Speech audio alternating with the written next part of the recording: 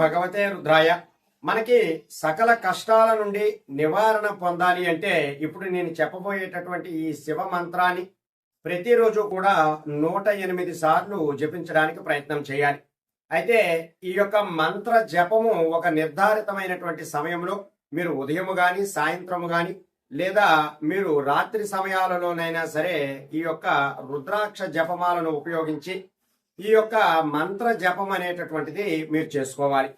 మీరు ఈ యొక్క మంత్ర జపము మీకు ఎటువంటి సందర్భంలో ఎక్కువగా చేసుకోవాలి అంటే మీరు ఎక్కువగా బాధలుగా ఉన్నప్పుడు, అలాగే మానసిక పరమైనటువంటి ఇబ్బందులు ఎక్కువగా ఉన్నప్పుడు ఈ యొక్క శివ మంత్రాన్ని కనుక మీరు జపించారు అంటే మీకున్నటువంటి ఆ యొక్క సమస్యలన్నీ కూడా తొలగిపోయేటటువంటి అవకాశాలు ఎక్కువగా ఉంటాయి. అయితే ఈ యొక్క మంత్రాన్ని మీరు ఏదైనా సోమవారం నాడు ప్రారంభించుకోవాలి. సోమవారం నాడు ప్రారంభించి ప్రతిరోజు కూడా ఒక మండలం పాటు అంటే 41 రోజుల పాటు మీరు దీక్షగా ఈ యొక్క మంత్రాన్ని ప్రతిరోజు కనుక 108 సార్లు జపించుకున్నారు అంటే మీకున్నటువంటి ఆ యొక్క బాధలన్నీ కూడా తొలగిపోయేటటువంటి అవకాశాలు ఎక్కువగా ఉంటాయి. మనం ఏ పరిస్థితిలో ఉన్నా ఎలా ఉన్నా మన యొక్క మానసిక పరిస్థితి అనేటటువంటిది చాలా ప్రశాంతంగా ఉండినట్లయితే మనం చేసేటటువంటి ప్రతి పని కూడా అందులో విజయం పొందేటటువంటి అవకాశాలు చాలా ఎక్కువగా ఉంటాయి. కాబట్టి మన యొక్క మానసిక పరమైనటువంటి సమస్యలు ఏ ఉన్నా సరే వాటన్నిటినీ కూడా అధిగమించడానికి మీకు ఈ మంత్ర జపం అనేటటువంటిది సహాయపడుతుంది. ఈ మంత్ర జపంతో మీకున్నటువంటి కష్టాలు గాని దుఃఖాలు గాని అన్ని కూడా తొలగిపోయేటటువంటి అవకాశాలు చాలా ఎక్కువగా ఉంటాయి.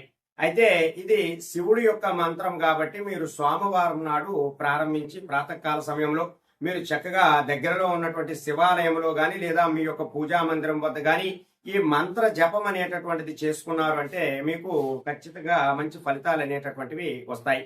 అయితే ఆ మంత్రం ఏమిటి అంటే ఓం నమ శివాయ క్లేశ నాశాయ స్వాహ.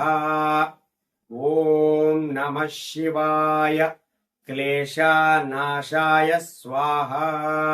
అంటే ఈ మంత్రంలో మనకున్నటువంటి కష్టాలన్నీ కూడా నాశనం అవ్వాలి, తొలగిపోవాలి అని మనకి ఈ మంత్రంలో ఉంటుంది. కాబట్టి ఈ మంత్ర జపం అనేటటువంటిది మనకి చాలా చక్కగా ఉపయోగపడుతుంది. కాబట్టి ఎవరైతే మానసిక పరమైనటువంటి ఇబ్బందులు ఉన్నటువంటి వారు కానీ లేదా మనోవేదన చెందుతున్నటువంటి వారు కానీ ఈ మంత్ర జపం చేసుకున్న మంచి ఫలితాలు పొందడానికి అవకాశాలు ఎక్కువగా ఉంటాయి. ఈ యొక్క పరిహారాన్ని ఆచరించడానికి ప్రయత్నం చేయండి. సర్వే జనా సుఖినో భవంతు. శుభం.